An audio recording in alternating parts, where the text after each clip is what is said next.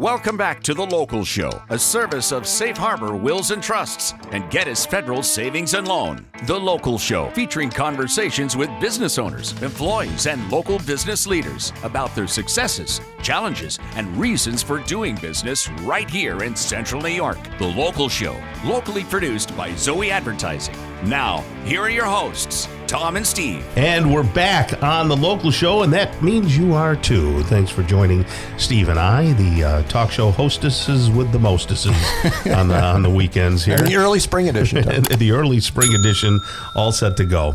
You know, a while ago when we had that little bit of a thaw, it was just so lovely. Yep. You know, we went out there and bounced the basketball, threw a couple of baskets in with the boy, and I thought, this is so, you feel so energized when it's pretty outside. You told me, like you know, that. You got the bike, you know, you got the bike, and you would ride outside, and spring is here the next day, you know, but it's just like, because we were always cooped up. Yes. In the winter, we didn't like take a vacation, you know, we didn't. Sure. We were pretty much cooped up, and but unfortunately, I think we both know March is that, you know, changeable month, no matter how you slice it, and it usually changes pretty rapidly around the St. Patrick's Day parade. Yeah. It's a bullseye, and you think it's green. Yeah, it really is, and you think to yourself, boy, this is going to be fun. Let's all go, and we do plan on going, right? And then as soon as the day hits, and I see that icy rain coming down, the people that go are very hardy. Yes. Hardy. You know, I mean, if your kid's in the band, you're going to go. You know, if your mom's in the parade, you're going to go. And you know, and it's great. There's a lot of people that do that. Yes. But I would be a fair weather parade attender just because that's I'm fair weather more so than anything. Anyway, so it's good to have George Powers back. George, how are you today? I'm doing super great and getting better. Excellent. George is the owner of Powers Accounting. You're not too busy now, are you? Oh, not at all. Nothing is really happening in the way of accounting stuff. Yeah, we're staying. Is it a bit busy? Is it the calm before the storm, and it's not all that calm? No, yeah, we're in the middle of a hurricane. It just hasn't. We're there. People wait. They just wait a long time, don't they? And then worse and worse. We were looking at our statistics for the last couple of years. And 2019, before COVID hit, yes, we were significantly further ahead in people bringing us stuff and getting things done. And they had nothing else to do; they were locked down. Well, no, but that started in 20. Oh, okay. So what ended up happening? I think people changed their habits dramatically. Also, because a lot of the companies that send information now do it all electronically, so people don't get it in the same way they used to. So things seem to be delayed. We still have a lot going on. It's very busy. March 15th is the due date for most partnerships and S corporations. So we have a lot of that going on. So it's right now. S corps are due March 15th? Yes, sir. Okay. Just saying. I was asking for a friend. Yep, coming fast. I think. So we have a lot going on right now. It's a busy time. Sales tax are also due in March. When do people usually get their W-2s? They're legally supposed to be in the mail by January 31st. Okay. And so they're there then or before. 1099s are delayed. We don't even sometimes get those until mid-March, sometimes end of March, and they keep changing them. So the 1099s for people that do investments take longer, but most of everything else should be out by now. Excellent. Okay, so tell us a little bit about Powers Accounting. There are so many people, it makes me cringe sometimes when I hear people say, yeah, I got somebody who does my taxes. You know, I got a tax person. I got a guy. What does that even mean? I got a gal. And you know, and then I think about what you do and the deep conversations we have about the system and how things are done. And I don't know how people can survive just having a guy or a girl. Everybody's going to have their own needs. There's a lot of people that do their own taxes with software. If you've got a W-2 or two, there's probably not a darn thing in the world wrong with that. Right. But what we do try to do that's different than some is we do try to have those conversations with clients. So if they owe taxes, why? What can they do about it? What can they take advantage of for tax deductions or changes or financial planning? We're not financial planners. We don't do investments, but we know enough about financial stuff to have conversations with our clients on what they should be thinking of. Right. Should they be doing their 401k? Should they be maxing out at least what the company will match? If they're a younger person, maybe they should be doing a Roth 401k portion of it. So we do try to have those conversations with our clients. If they make a lot of money, should they be doing a backdoor Roth? And explain what a Roth is? A Roth IRA is a type of IRA that you put money in now and get no tax deduction, but you let it sit in the Roth, and when you take it out, if you're over 59 and a half, you don't pay any taxes on the earnings. So the idea is you're postponing your tax advantages into a later point in time. But if you think about a person, let's say at 25 that puts $5,000 in, that $5,000 could easily be worth, let's say $25,000 when they go to retire. That means $20,000 of tax-free money.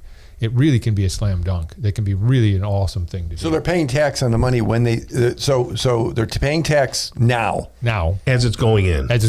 Yes. But they're not paying tax when they take it out. A lot of people, the idea of retirement planning is a wonderful thing, and I'm not discounting it at all. But you think about, okay, you put the money in now, I'm saving taxes now, and we're going to build the taxes up, and we're going to take it out at a later point in time when theoretically I'm going to be making less money.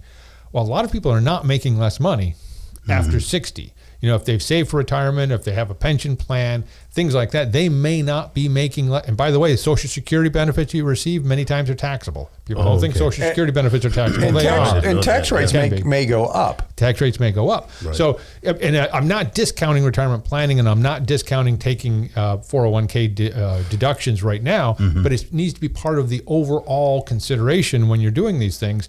Should I be saving taxes now or saving taxes later? If you've got a couple kids, maybe you have daycare, things of that nature, you might have deductions right now that you won't be having later. Right. So maybe the time now is to put it into a Roth because you're in a lower tax bracket than you may be at a later point in time. Sure. These are things that people need to consider. You know, again, we're not financial planners. We throw these things at people, have them think about it. They either need to do it themselves or go to a financial planner. We're not licensed for that kind of thing. And they need to make those decisions. And, you know, we never give advice on investments and what to invest in. We're much more the theoretical side. So what should we invest in? Steve. Yourself. Yeah, right. Invest in yourself. So let me ask you this. I have some kids that are all over the spectrum. I call them kids. They're young adults. So, but one of them is a kid.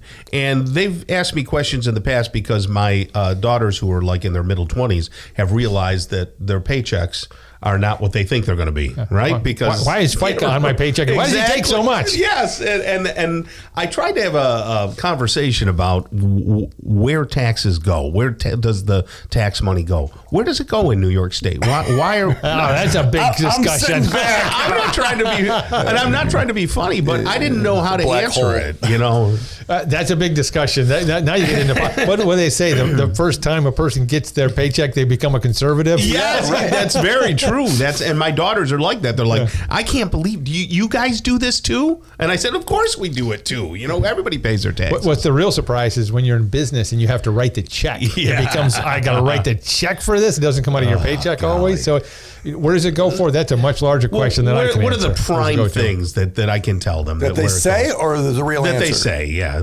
I've never looked at roads, bridges. There's some of it, your police, fire department. We're up to 2%. Keep going. That's right. This is a whole bigger discussion is where it goes. You have to see the budget. But it goes all over. Yeah. So and some states are just more than others, and some don't charge anything. Like, one of the downsides of being in New York State is it costs a lot more to upkeep our roads and bridges because of the weather. Yes. It's just the reality of us living here. On the other hand, it's less utilities, less for water, things of that nature. And we don't have hurricanes or tornadoes we have to rebuild for typically. Sure. So, there's a balance though. All right. Well, can we keep you around for another segment? Because okay. Tom likes you better than me. Let's be honest. I'm happy to stay another segment if you want. And I'd like to get into the conversation. I want to know what your opinion is about all this loan forgiveness. Will it help the economy or will it hurt the economy if we forgive? And who will it make happy and who won't it, Tom? Right. And I don't know the answer to that. But you won't be happy because you're paying for it. George Powers might be. Well, I do have girls who have loans, so it could be. It's a yin yang. It really is. So no, it's not. George Powers is with us, and he'll be back with us. Stick around. gpowers.com if you want to check out the website in the commercial break. We'll be back in a minute right here on The Local Show on 570 WSYR. Welcome back to The Local Show, a service of Safe Harbor Wills and Trusts and Gettys Federal Savings and Loan. The Local Show, featuring conversations with business owners, employees, and local business leaders about their successes, challenges, and reasons for doing business right here in Central New York. The Local Show, locally produced by Zoey Advertising. Now, here are your hosts, Tom and Steve. Back into it and back at it again. You've got The Local Show right here on 570 WSYR 1069 FM. And of course, you can see us on YouTube and peek under the hood.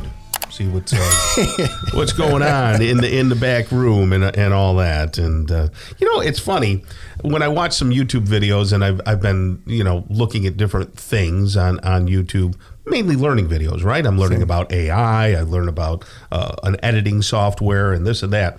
And when people talk, you start to look at them as if they're the experts. But if you scratch your head for a minute and really look at this person, they're no more of an expert than you are. Many of them are maybe just less. Right, maybe less. And some of them are just really good actors. Yeah, or actresses. And they have a good presence. And I'm thinking, man, this person doesn't know what the heck they're doing, really. I can't tell. We get some questions in our office that people, I read this, I saw it on YouTube. Yeah, you saw it on YouTube. That's all fake. Yeah. You good. You don't know. And that's what it's become. But then I started to think in the Wayback Machine, what makes some of the people that were on the television experts? I don't know. Yeah, the weathermen back in the day they weren't like meteorologists. No, they were just weathermen. They were just weather people. Weather what they call it, right? And you had Stormy Meredith. Right. Oh my God, I hadn't thought of that. They weren't. You said the thing, and then there was the cold front that was like a magnet stuck on a thing trying to cross. That's funny. Thinking of that. Low with an L for low and an H for I. And then they went through a period where you really had to be a meteorologist, which is a scientist. And the problem with that is that some meteorologists were very good at what they did, but they had horrible camera presence. Right, it was like talking to an accountant. Right, so they'd rather put on a very attractive man or woman just telling you the cold front's coming. That's more fun. Anyway, we do have an expert with us, folks. You can always count on integrity and people who are really, really smart, with the exception of Steve, of course. You didn't let me down. I'm like, here it comes. No, Steve is very good and really makes use of that 6th grade education he's got. Absolutely. George Powers. Those were the best 3 years of my life, Tom. Absolutely. George Powers is here. He's the owner of Powers Accounting, gpowers.com. And we were talking about what? So Biden is saying... Yeah, you asked a dumb question. Let's forgive all these loans. And I thought, is that good for the economy? Because now, on the receiving end, I have a couple of girls who have debt. We signed for them. We co-signed. Right. So if that gets forgiven, yay me! Take advantage of it. Right, definitely. take advantage of it. If it doesn't get forgiven, so how is that fair for the kids that worked through school, that had a second job, the parents that sacrificed and worked the extra job, and then the other, no offense, the people that borrowed the money, they did. How is it that, that's the one we should waive and forgive? So when they forgive it, if they forgive it, how does that affect my taxes? Well, they're going to have to go up. Someone's got to pay for it.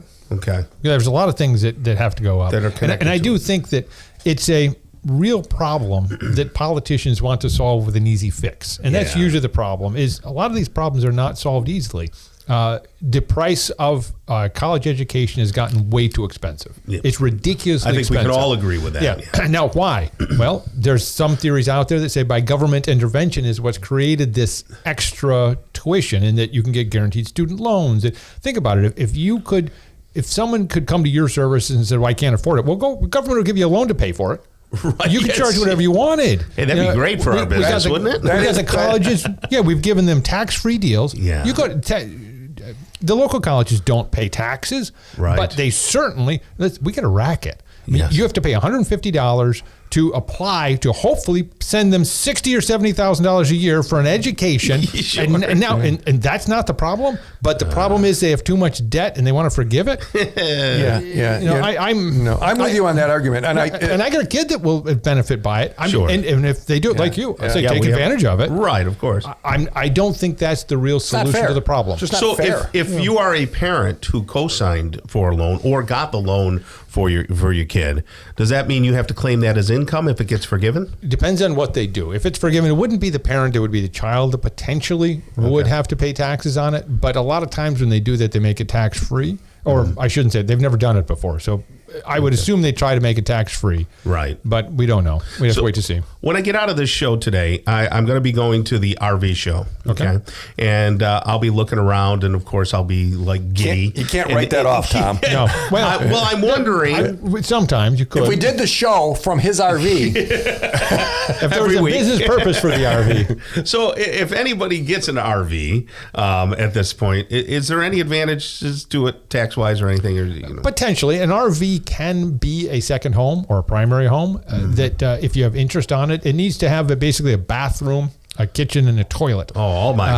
And a bed. It should be a bed, bathroom, kitchen, and you can also have a yacht that would be a second home that could qualify for the interest that you would pay on that. But there's a loan. standard deduction that, and you'll know what it is, and I don't, that most people take anyway. So it used to be you would itemize, I bought some Band-Aids, and okay, there's $1.39, and you'd add it up and you'd be able to write things up. But that has really changed, hasn't it, George? It's changed a lot. The Tax Cut and Jobs Act changed itemizing dramatically. What they did is they raised the standard deduction from what was about $12,000 to what is now about $27,000, $28,000, depending on how you're filing a married couple. Single, it's still closer to $13,000.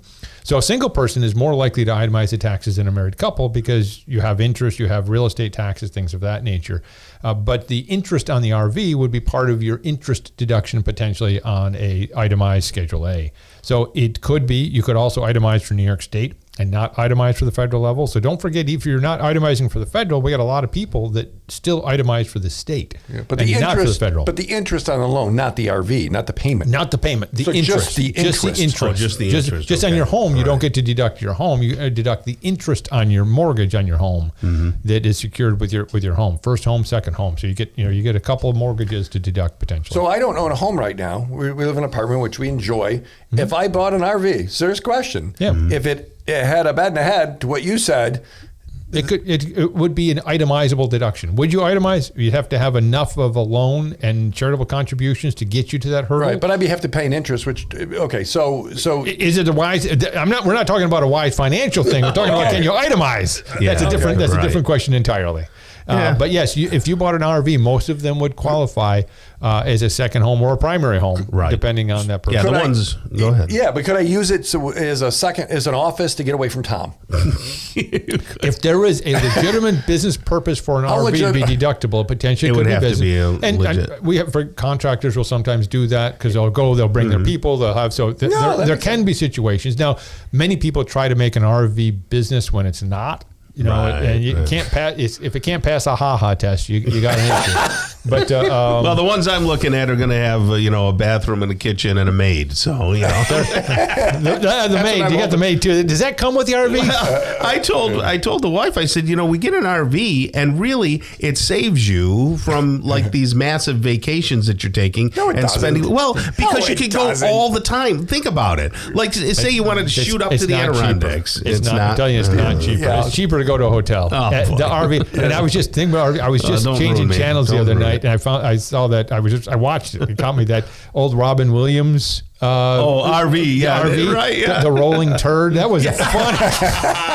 That was a funny movie. That is, it'll be fun though, Tom. Fun is you might not. Well, but I might even be. It's a different, and people that do that, they love it. Yeah, but it's not cheaper. It's a different way of seeing the country. Well, it's okay. It would just seem that we could do more. Like it come up on a weekend, and I'm like, geez, we don't have any gigs. We don't have anything. Let's just roll over to. Let's go up to Selkirk Shores. Let's go over to Fairhaven and just park and enjoy life. Just let me know. We'll show up. And that's right. And so you can just show up and we'll all play cards. That sounds good. George Powers, thank you so much. It's always a great time talking with you. And we'll send people over to your website, gpowers.com. Owner of Powers Accounting right there. George, have a great rest of the day. Thanks for having me, guys. You got it. Next up, Natasha Schmidt, co-owner of Rubberstone New York with a new product. Stick around. It's going to be fun on The Local Show.